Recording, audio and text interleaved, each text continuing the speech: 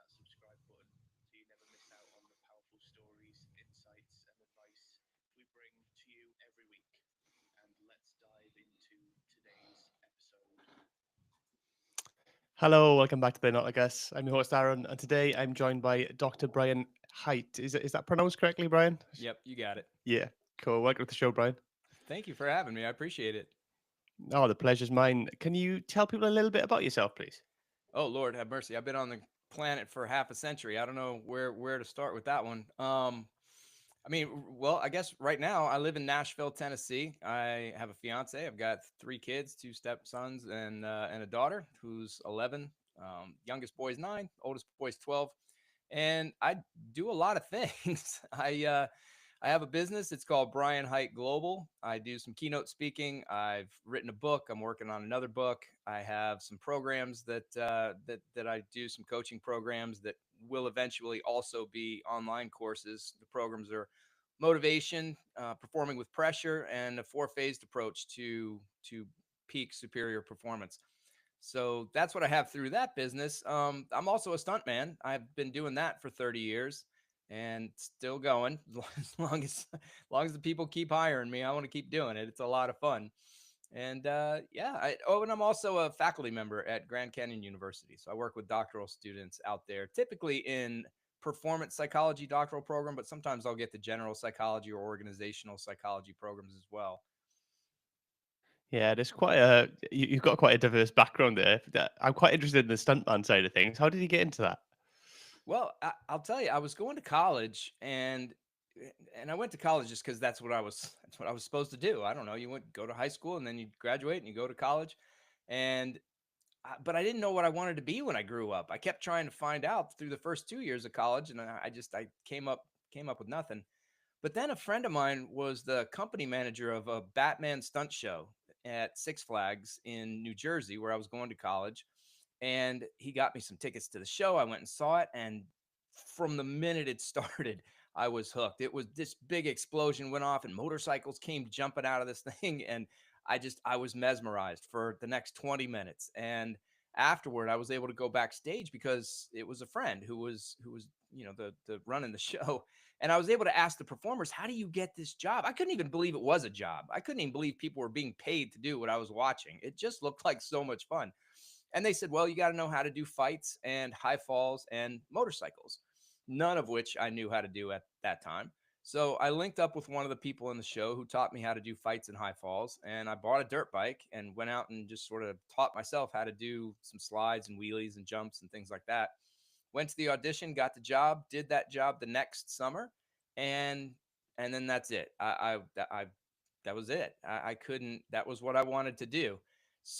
But then I still had one more year of college left. But I couldn't focus. I My senior year, I almost failed. I came very, very close to failing my first semester, but the second semester, I was definitely failing. So I had to just drop out, and that's what I did. I dropped out of school with one semester to go. I did the show one more summer in New Jersey, and then I moved out to LA, where I also did the show. They had the same show at a Six Flags out there, which was very fortunate for me. But that's where I started to get into the film and TV work, and really that's just a process of meeting people and working on shows, and it's just word of mouth. You work on some stuff, people talk about you, you meet other people give you a chance, and I just kind of moved on from there. So, like I said, that was 30 years ago, and still doing it. Yeah, man, that's what's wild. I don't think I've ever met anybody else who does it. It's it must be dangerous though, right? You must have picked up some like injuries and stuff through doing it. It varies. Sometimes it is. I mean, I've been hit by cars, and that's dangerous. I have a job coming up in a week, or I guess it's a week and a half or so, on a TV show called The Cleaning Lady, and I'm going to be doing a fight up on a sailboat that's on a trailer and get knocked off and fall and clip a picnic table and go to the ground. So that's another one that will hurt. But last week I worked on a TV show, and I just sat in a nice, warm, comfortable car the whole time, just driving down the road. So you never know what kind of jobs you're going to get. Sometimes they're ones that you're going to feel the next day for sure, and then there are others that are just they're a whole lot easier. Yeah, man, it sounds pretty interesting and like quite diverse because you do different stuff all the time, I suppose. So it's quite good from that sense. How was that kind of element that of your background being a stuntman? How has that kind of shaped your perspective, especially when it comes to like kind of dealing with pressure or performance? Because you've got to you don't have unlimited takes, right? You have to get it right. Yeah, well, sometimes you get one because you're smashing something or crashing something, breaking something, and they got one of those things, whatever it is, be it a car or a motorcycle or something that they built. So yeah, it's interesting that you asked that. It's something that has at least my perspective on performance, especially consistent, sustained high level performance, on motivation, on pressure, attention, and how to stay focused. These are all things that have continued to change throughout my career. When I was 20, I thought about it one way, and as I've progressed with a little bit more experience, and then I started to go to college. I got my master's degree in sports psychology because I did end up going back to college to finish my bachelor's, and then I got my master's in sports psychology and a PhD in organizational psychology, which is essentially performance psychology for businesses. Just how do you create conditions for people to be at their best every day? And so through that learning, I was able to immediately apply. That was kind of the fun thing, was that I was immediately able to apply those things that I was learning in those different programs to my work as a stuntman. So when I learned about motivation, for example, and the things that made it go up and down, I was able to start becoming more aware of what those factors were in my life and how they were playing out, and really starting to notice more when I was very motivated and when I wasn't. Same thing with pressure and attention. When I would get distracted, what was going on, I became a lot more aware of those things, and I had the tools to not only get my attention back when I got distracted, but to limit the amount of distractions that I had. So it's really been a really an interesting experience, taking the academic side of the sport performance psychology thing and being able to apply it immediately to my job. But it has changed. My perspective on pressure, for example. When I first started in stunts, I would feel pressure very regularly. And because I was so worried about what people were going to think of me, where I was going to get my next job, if I screwed up, the ramifications of that, or if I did really well, the ramifications of that, of having people notice and being able to hire me on other shows, and so on and so forth. And then as I got a little bit more experienced and got to know more people, and became more comfortable in just how the business worked, it was easier for me to keep my focus in the moment, to keep my focus in the present, on the things that I really needed to do in each situation in order to set conditions for success, in order to make it more likely that the outcome will be what I wanted it to be. And that's really the difference in pressure. When you're talking about pressure, pressure exists. There's no such thing as a pressure situation. Those don't exist. And what I mean by that is there's no situation that will always reliably be one that causes people to feel pressure across the board. I'll give you an example. There was a show that I was working on. It was about 20 years ago. I was in the back of this truck, and we were driving down the road, and we were doing a fight in the back of the truck, and truck was going, I don't know, maybe 15 miles an hour. And at one point, I'm come out the back of the truck like I'd been thrown, hit the ground, and roll. Before that stunt, I mean, before I got in the truck, even, I was feeling an extreme amount of pressure. And it was because I was focused on the wrong thing. There were so many big time stunt guys. I mean, stunt coordinators who were running huge shows, who had done some of the most notable stunts in Hollywood at that point. They were standing off to the side watching me for whatever reason. That just, they happened to be there that day. And the stunt coordinator was a friend of mine, and I wanted to make him look good. And I didn't, so if I screwed up, that would not happen. So there was a lot of pressure that I felt before and while I was in the truck, while we were even driving down the road. Well, cut to a month ago, I was working on another TV show called Righteous Gemstones. And it was the same thing. I was in the back of the truck. We were driving down this road. The truck hits a bump. The back of the truck pops open. I come flying out the back, hit the ground, and roll.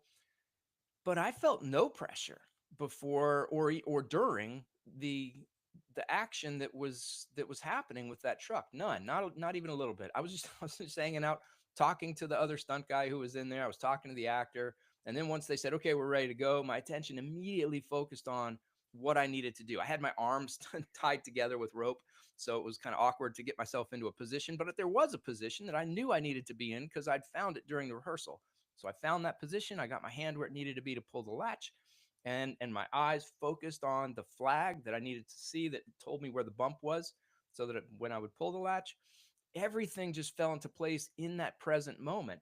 And as a result, I felt no pressure. So my point in saying that there's no such thing as a pressure situation, I mean, if there were such a thing as a pressure situation, one would think that coming out the back of a moving truck and hitting the ground and rolling would probably be one of those situations.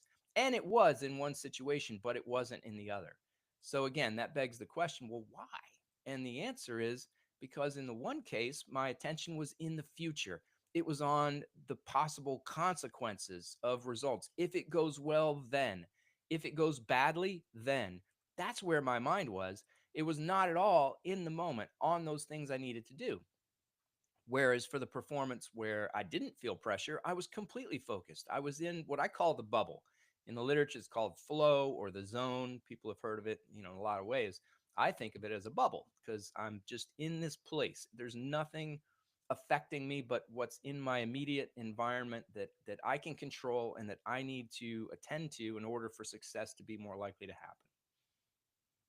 Yeah, I think it's key how we frame things as well. So I did a little bit of research before the show and looked into. I found a Harvard study, and they found that when they did it with the test subjects, if they reframed it as a stressful situation as a challenge versus a difficult stressful situation, then performance went up by 30%. So it's how Yeah. we frame it in our mind is crucial to it, right? Yeah, and that's important, but even then we can experience pressure. So what I mean by that is, yes, if we look at something as a threat, that that that puts us in a bad place. A lot of anxiety starts happening, a lot of stress starts happening, our attention goes haywire, muscle tension can start to go haywire.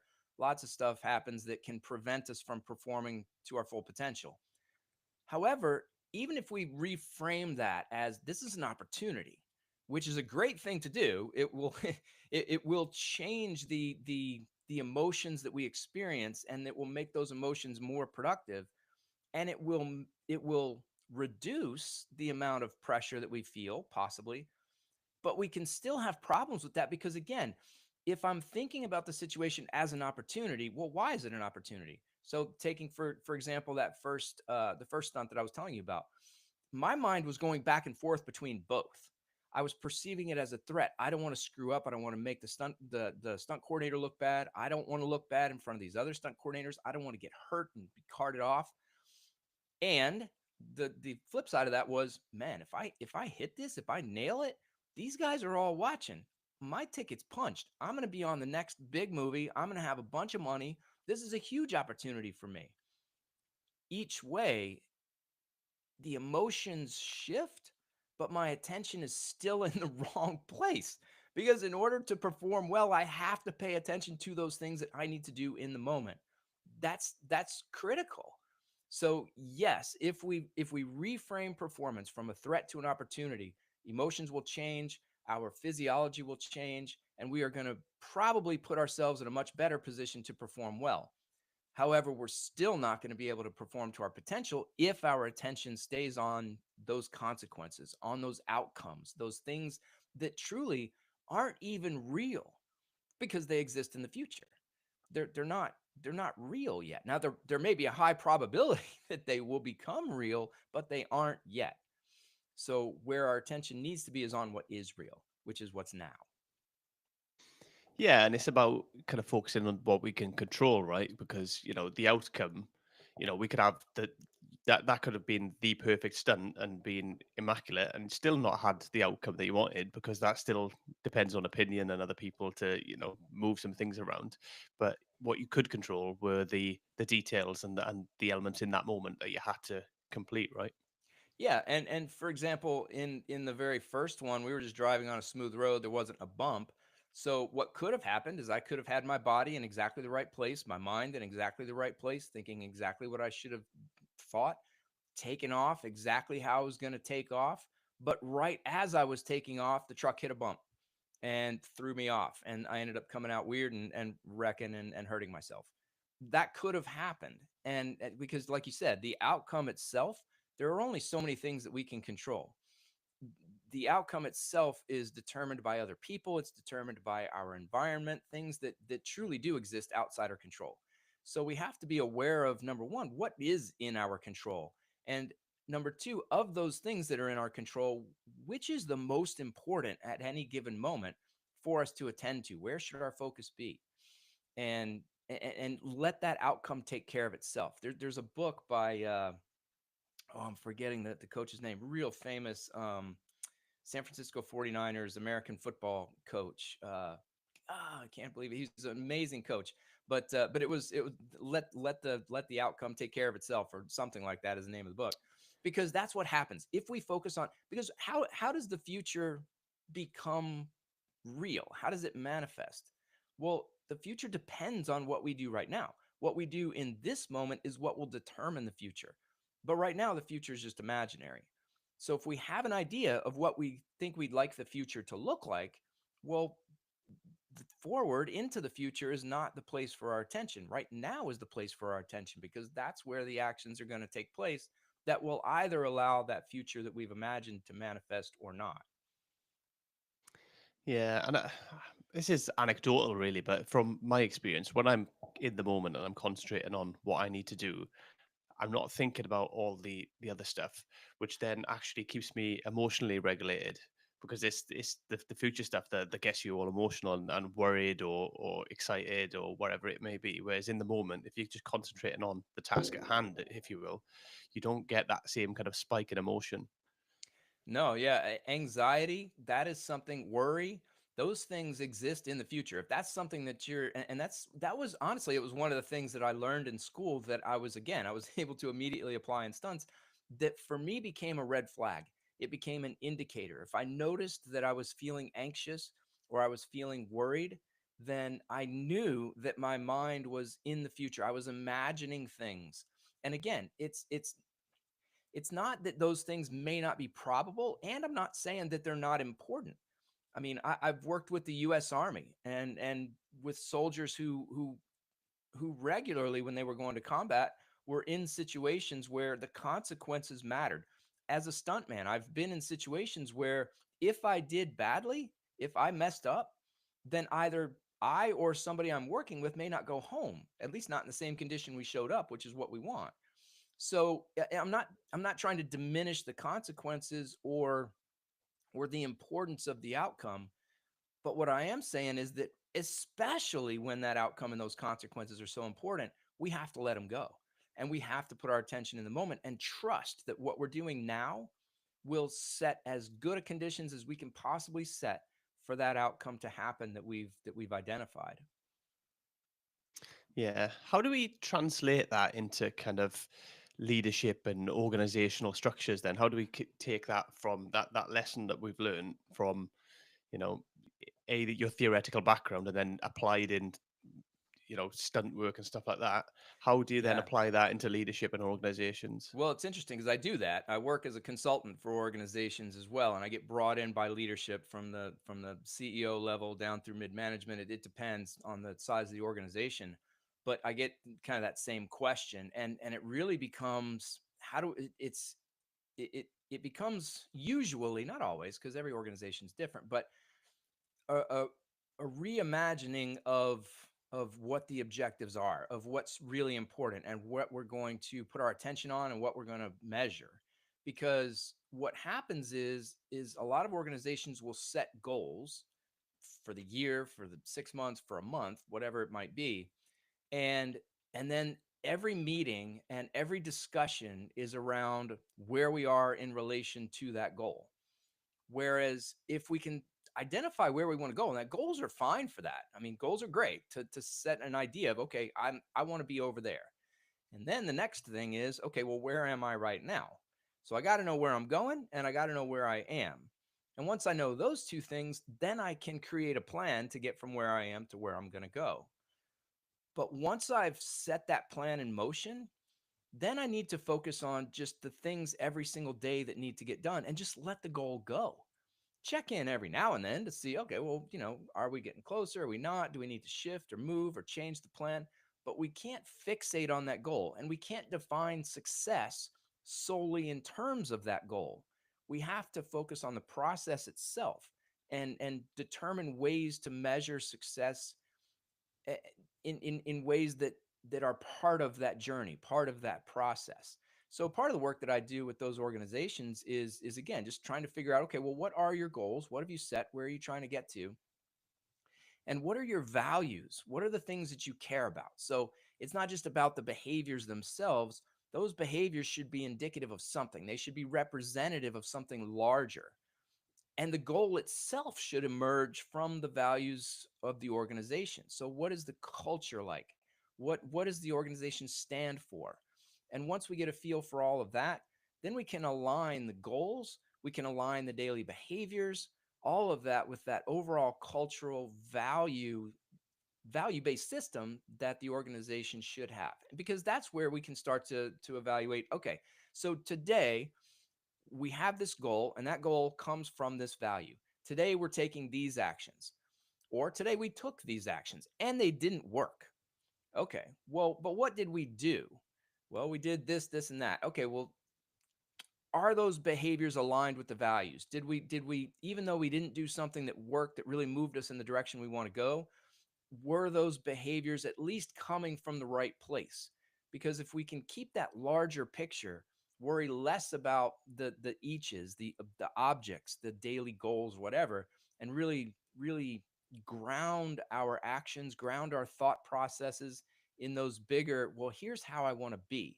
Here's how we want to move forward. Here are the values that we want to embody every single day.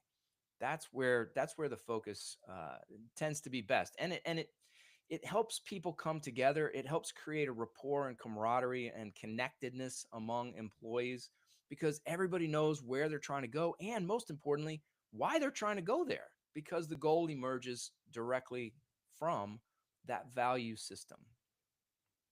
Yeah, that's important. That's something I've spoke about a lot recently as well. Actually, is the finding your why, having that purpose identified rather than kind of aimlessly just trying to survive and get through the day, especially at work. If you know why you're doing something, and you know kind of like you say the values of which you're trying to operate, you can I think it gives us a bit more purpose. So then, we want to drive forward. We want to do a bit more because we see the bigger picture. And in their moments when we may have difficult tasks or stuff lots that we need to do, we kind of we're not focusing on the future, but we kind of have sight of that future. So it keeps us focused on the actual task, if that makes any sense. Yeah, yeah. I think of it in terms of top down versus bottom up. Now, if you're in a transactional leadership style, if that's what your organization has, what that means is that it's, if you do this, then we give you a cookie, or you get a reward, or you get promoted, or whatever it is. So there are specific behaviors, specific protocols, specific things that everybody knows that these are what's supposed to happen. And it's the behaviors themselves that matter. When they happen, that's good. That's defined as good.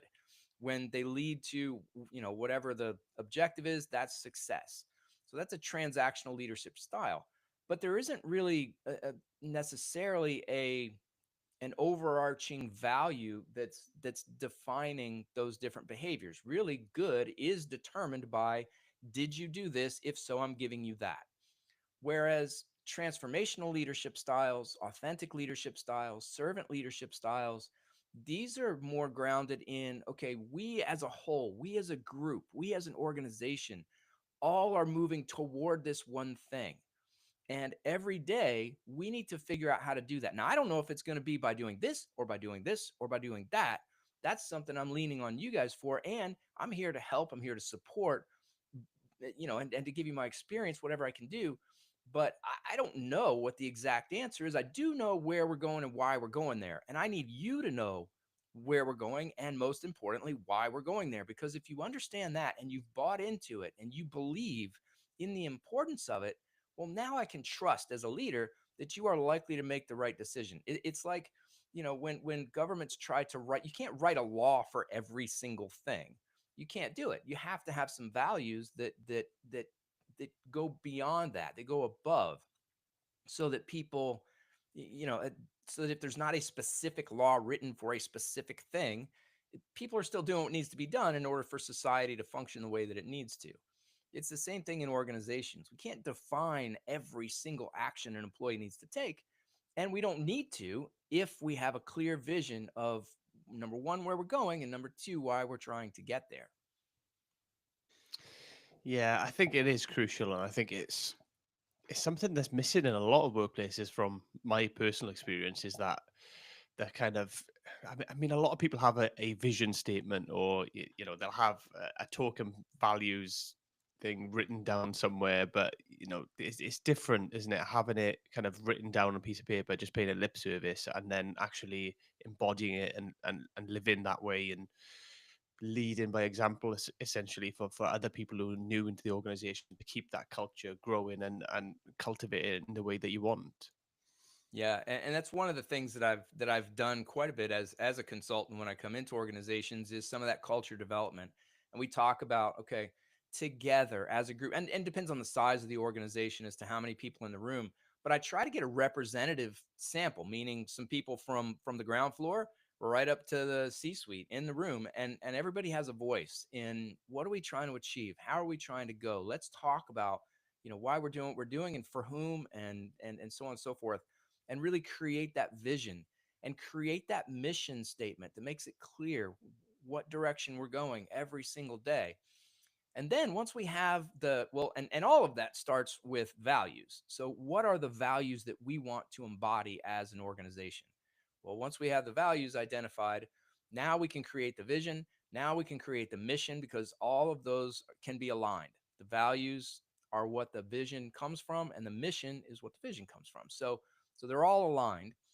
And then it's the next part that I think is probably the most important, that I think not a lot of companies actually make it to this level.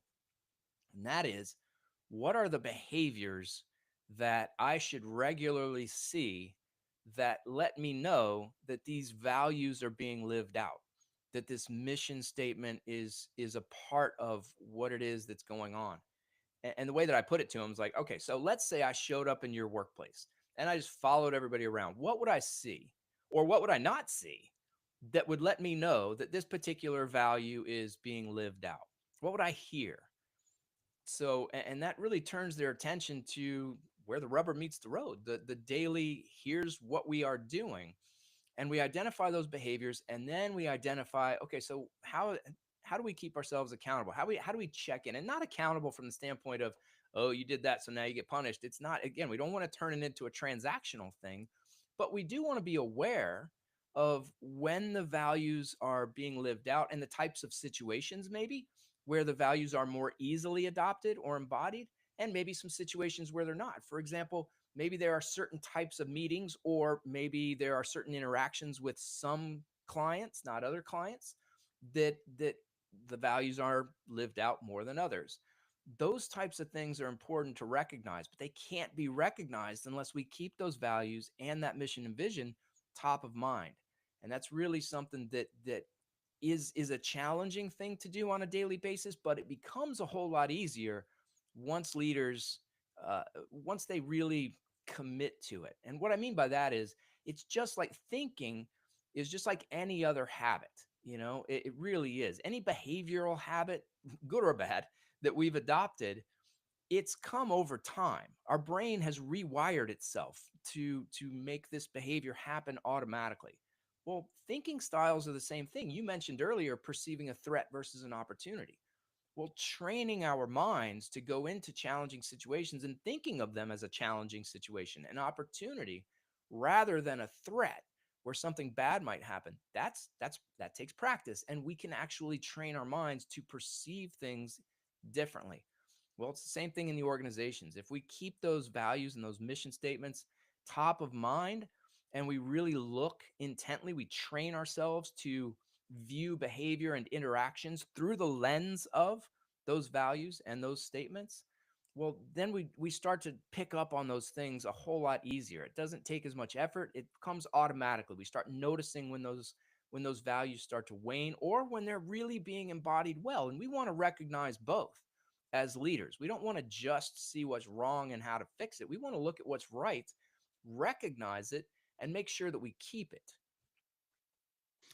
Brian, what if you go to an organization and it's, relatively toxic, and a lot of that toxic behavior is comes from above at the top? How can the people at the bottom kind of try to improve the culture from that sense? Because everybody talks about culture from that top down perspective. However, they don't always have control over that, and a lot of people are in that lower level who are struggling, who want to improve the culture but don't know how. Yeah. Well, it is a hard thing. I'll tell you the work that I did with the Army, I worked with them for 10 years and I worked with people from the highest level, some generals right on down to privates. And and I am a big proponent of starting the cultural change at the top. I think that it's really, really hard to change the culture of an organization in a grassroots kind of way from a bottom up way. But I don't think it's impossible. And I think that where it starts really is the individual employees, and it can just be an employee. Truly, I mean, I guess it could theoretically. It's better when there are a couple of them that kind of band together. Like, man, this sucks. Well, what do you want? Well, here's what I want. I want that too. And they recognize that. They have that conversation. They identify what ideal looks like, what right looks like to them, and then they live it. And truly, I don't know. You can. They don't have the power to talk. They don't have the power to proclaim. They don't have the power to set rules or directions, but they do have the power to live, to act, to behave in ways that are aligned with how they would like to see the organization work. And really being aware of limiting the reactions, the knee jerk type of um, reactions that can come when they notice something working in a way that they don't want it to. They take a breath, they settle in, and they take that action, the behavior that that fits with their vision of what the organization is. And what happens, quite frankly, is that there it's like a contagion. It's I mean, there's something that's very clear in the literature that's emotional contagion. If we are, and if you're a leader and you're listening to this, it's kind of a fun exercise to try out. The next time you have a meeting with your people, walk in all, just down and shoulders drooped and poopy faced and just take a bad attitude and see how long it takes for their body language and their tone of voice to match yours. And then, wait a little bit, wait a couple days or whatever, maybe a week, and then come in just intentionally up, smiling, eye contact, shoulders back, back straight, and keep that body language and the tone intentionally that way, and notice how long it takes for them to adopt that with the smiles and the relaxing. It's a real thing, and I mean, like I said, it's a real easy thing to try out. It happens very quickly, so give that a shot. But it's the same thing at the lower levels. So when the employees are really, when they're embodying, living out the values that they want, it becomes contagious. When somebody doesn't get, if somebody is, you mentioned a toxic environment, if that involves people yelling at each other or a lot of criticism, when that particular employee who's decided he or she wants things to be different gets criticized, they smile, they say, thank you for the feedback, I appreciate that, I'm going to do the best that I can. And that will throw the other person for a loop for sure. But over time, and it won't change anything first time or even the second, maybe even the third. But over time, and this does take a long time, which is why it's challenging, over time, that it will grow.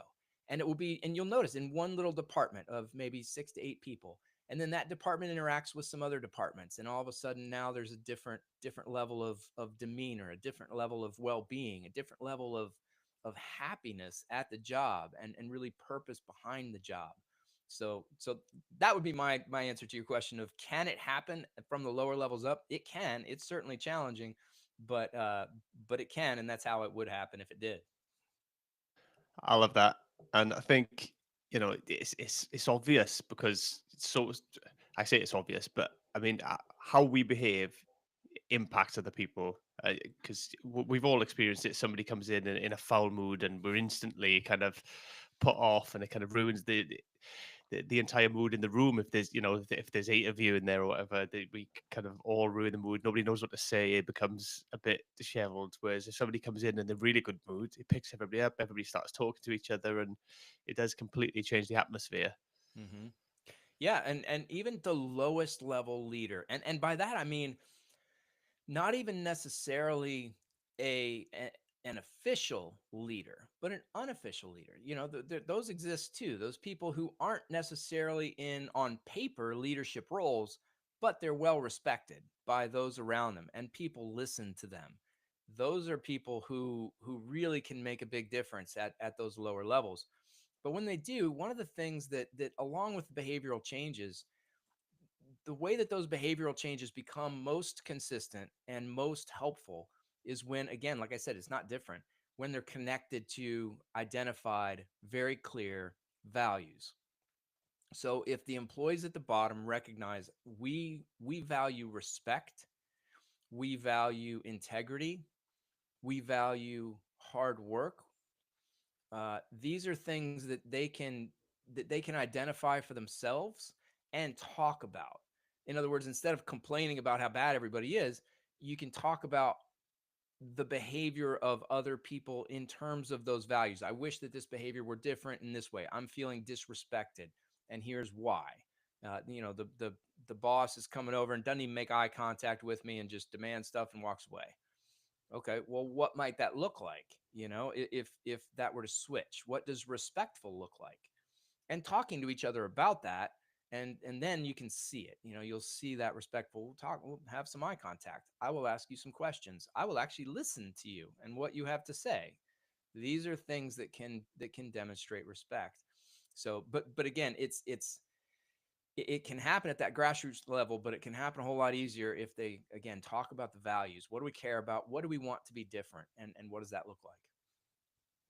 I think that's a big part of it. I think a lot of people don't spend the time to think about that and to verbalize it. They kind of intrinsically know they're not happy with something or with the way something's going, but they still don't take the time to think, how do I want it to be? How do I, and putting that into kind of, not necessarily into writing, but into words that they can speak to themselves and they can speak to other people, so that people can kind of band together and go, yeah, I want that value as well, and we can kind of start snowballing really and working forwards to create that. A lot of people just focus on the negative and just go, oh, I don't like this, I hate this is making me unhappy, and not what the alternative is, what the alternative that they want.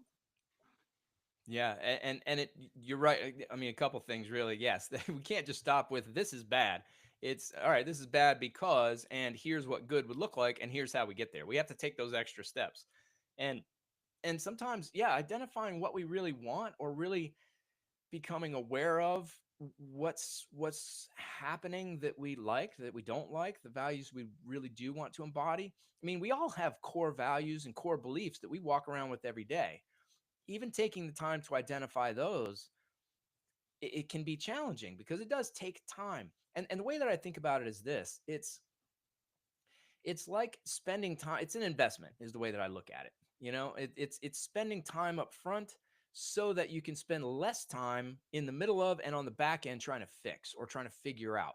If we can actually take some preparation time in the front end, things go better during and after. And that's actually one of the things with the four-phased approach to performance that I was talking about, that is one of the programs that I offer. That's kind of a big part of it. There's a before phase of performance. Every performance, no matter what you're talking about, has a before.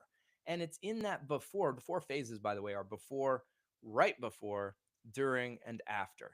So before, during, and after, those have been talked about a lot, but that right before, this is something that emerged out of my stunt work. It's something that I realized when I show up on set and we've done the rehearsals and I know exactly what we're going to do, but we're kind of hanging out waiting to do it. I can't just go to my regular, I don't know, out of work self way of being. I have to stay kind of in the moment. I have to continue to stretch. I have to rehearse in my mind a little bit. There are some things I need to do in order to stay prepared, but I can't stay at the full performance level of energy and engagement and attention, because that'll wear me out. There's just no way to do that. I might be on set for 12, 14 hours. So it's not, I can't sustain that. So there's a time when there's a before where we're doing some preparation, we're getting ourselves ready, we're keeping ourselves in the right kind of state. And then there's the right before where we transition into, okay, no, it's happening now. It's not actually happening, but it's about to happen. It's imminent. Things are about to go. And I need to transition from where I am to that performance state. I need to get my energy activation level where it needs to be. I need to get my attention where it needs to be. I need to manage and regulate my emotions. I need to make sure I'm communicating with those around me in an effective way that allows for the performance to move forward. Because it's not, when we perform, it's rare that we're doing it on our own completely. Sometimes that's the case, but usually there are others involved. So part of that right before is, okay, well, are all the ducks in a row for everybody? Are we all speaking the same language and on the same page about what's about to happen? So there's a right before where we really get into that performance state and be ready to go. And then, whatever your version of action is, on the film set, when they call action, now I'm going, whatever your version of that is, now we're in the middle of the performance. Now we're executing. And then once we're done, then we move into phase 4, which is a recovery phase, where two things happen. One is we recover. We've just expended energy for however long we've done it through this performance process, and we need to recover some of that energy. How are we going to do that most efficiently? And that's important for a few reasons. One is just recovery is important. The other is often, depending on the type of performance we're talking about, we may need to do it again pretty quickly. So we have to reset, we have to recock, we have to get that energy back, get reset, refocused to perform again. So that's one thing. But then the second thing is, in that recovery phase, is how do I learn from what happened? How can I become better from what just happened? What went right and what went wrong? What went right that I can keep? Why did it go right? How can I sustain it? And what didn't go right? What went wrong? What can be improved and how can I improve it? Both are important. And and my recommendation, at least to the clients that I work with, is do the first one first. Recover, take a minute, let your emotions come back down, let your physiology return to, a regular walking around level. Because what happens is sometimes in the performance, whatever it might be, we get all heightened emotions and heightened energy activation levels, and our minds sometimes they don't process information quite as well as they could.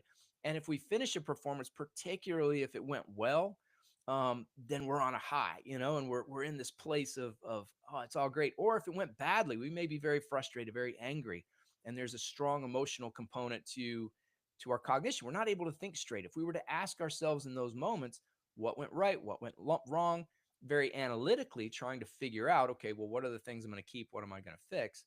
We're not going to be as accurate and we're not going to be as thorough in our assessment. So taking a second to recover and then transitioning into some strategies for identifying what those things are that we can keep and improve to move forward. That's phase 4. So those are the 4 phases of performance. And the reason I brought it up in terms of what you're talking about is because that before phase is so critical with regard to what you're talking about. Yeah, that just before phase as well would give me some awful flashbacks. I used to box and did a bit of MMA, and I always used to struggle with that. That the prep, the before, generally very good. Once you get to the arena or wherever it is that you're fighting, that nervous energy that you've got, and then you need to kind of warm up and prepare physically without expending too much energy. But then Mhm. you've got this nerves and excitement, if you will, before going in. I used to really struggle with that, with what to do with myself, kind of backstage when you're there for an hour or two when you're waiting to actually be called. Uh, that used to destroy me mentally. That.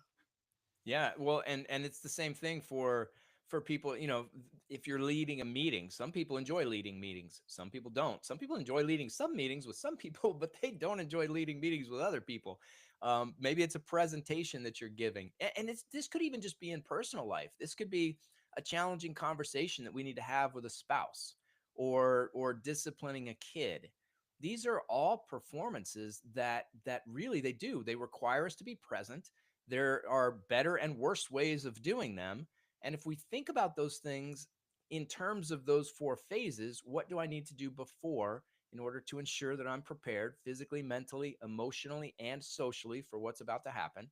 And then, okay, we're going to have this conversation. It's right before it's about to go. How do I make sure that my everything is ready for that and my mind is where it needs to be? I've got my bubble created. I'm present. During, what are some of the things that I might encounter? What are some of the things that might get said, or some of the challenges that may come up? And how will I handle those in that moment? I've practiced that. I've thought about that. And I know exactly where I'm trying to go. I know exactly what I'm trying to get to. And then afterward, having a plan, trying to go from a challenging conversation with a spouse right into driving a kid to soccer practice, that's not a good place to be. So if you can time the conversation in a way that allows for at least a little bit of time to regulate, to shift. And one of the things that I can tell you, excuse me, that one of the things that soldiers did when I worked with them when they were transitioning from work to home, there were more than a few who would tell me that either in their car at work, they would get in their car, on the army post when they were finished, they'd get in their car and they would just sit there, sometimes in silence, sometimes with music, sometimes just staring at a phone, watching a video. But whatever it was, they were doing something that was helping them transition their minds, their bodies, everything, themselves from work to home. Sometimes they would do it there. Other times they would get in their car, they'd start driving, and when they'd get home, they'd park in the driveway or they would park in the garage, and then they'd take 5 to 10 minutes just sitting there to make the transition so that when they walked in the house, they were able to be present. They weren't carrying with them any of the baggage from their previous activities and previous engagements. So again, this four-phased approach can be applied to literally anything that we're doing, because usually the things that we're doing, we can do better or we can do worse. And anything that we can do better or we can do worse, that's something that will benefit from this phased thought process. I like that. I think that 5-10 minutes as well makes a huge difference. If Certainly you've can, yeah. been, yeah, if you've been stressed at work all day and you come home and then you just go straight into into your home, and maybe you've got dogs and a family, and it's a stressful environment anyway, and you've not given yourself that kind of, and that's all it can take sometimes is 5 minutes just to kind of decompress. Maybe take some breaths and just bring yourself, like you say, watch a video or whatever it is that works for you, just to bring your mind back to center before you then go and switch up to family life essentially. Yeah. Yeah, and that's a process that if you learn the tools and you practice the tools, the amount of time it takes to make that switch gets reduced dramatically. So, for example, there have been times when I've been on set and I'm standing around, I'm waiting for him to call action. Something happened with whatever it was. We thought we were ready to go, but we really weren't ready to go. So I was just standing around, and I got out of my bubble. I got out of the place where I was ready to execute. And then out of nowhere, they go, all right, we're going. All right, everybody get ready and roll cameras. And so immediately, like I had to get into that place very quickly. But if you practice the skills enough, it really just one breath, maybe a physiological. I squeeze my fist. That's one thing I do. I'll take a breath in, I'll squeeze the fist really tight, and I'll let it out. It's a progressive muscle relaxation. I don't know if anybody's familiar with that, but it's where you tighten up individual muscle groups while you breathe. You tighten up, for example, your left calf muscle as tightly as you can for 5, 6, 7 seconds, and then you let it out and you relax it for 5 to 10 seconds. And then you tighten up your right calf muscle as tight as you can get. You squeeze as hard as you can get, and then you let it out. And you time those tensing and relaxings with your breathing. And then you work that way all the way up your whole body. And then the very last thing is you tense your entire whole body, head to toes, everything as hard as you can. And then you time that with a relaxing breath.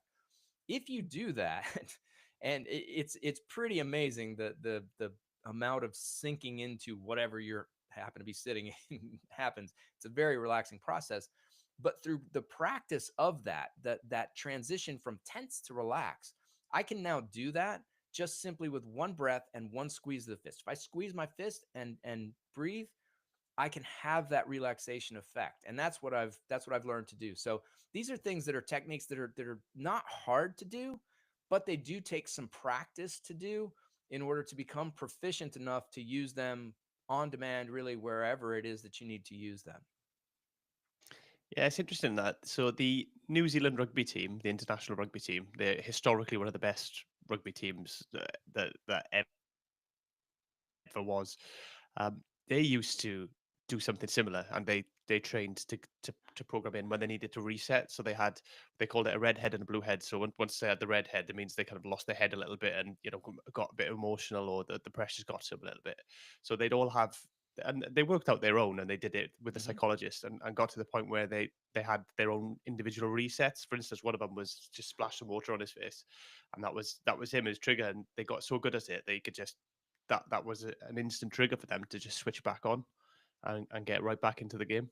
Yeah, I similar thing working with infantry unit with the U.S. Army. They were clearing buildings. I was with them at the National Training Center, which is like the World Cup for units. Before they go deploy, they go to this training event, and it's a big deal.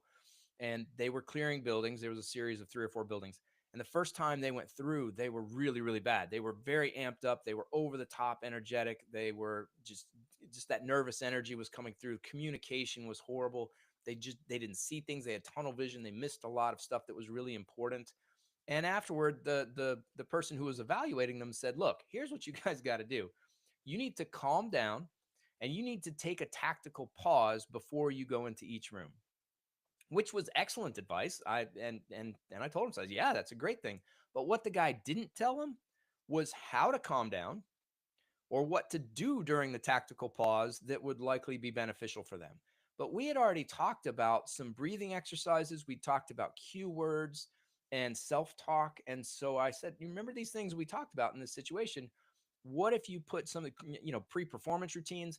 What if you put some of this stuff into practice? And what they came up with was we stack on the door.